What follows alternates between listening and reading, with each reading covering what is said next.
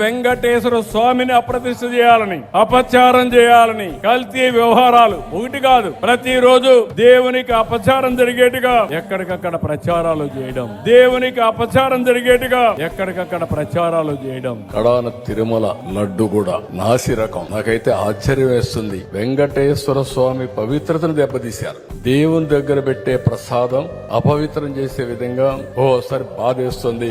నాసి రకమైన ఇంగ్రీడియంట్సే కాకుండా ఎనిమల్ ఫ్యాట్ కూడా వాడారని.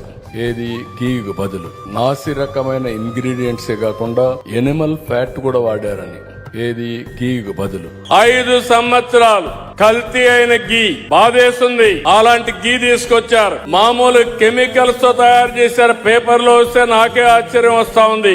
ఎలాంటి కెమికల్స్ అంటే మన బాత్రూముల్లో వేసి క్లీన్ చేసే కెమికల్ ని గీలో వేసి దాన్ని మళ్ళీ లడ్డు చేసి మనం తినే పరిస్థితికి వచ్చామని వస్తున్నాయి. మన బాత్రూముల్లో వేసి క్లీన్ చేసే కెమికల్ ని గీలో వేసి దాన్ని మళ్ళీ లడ్డు చేసి మనం తినే పరిస్థితికి వచ్చామని వస్తున్నాయి.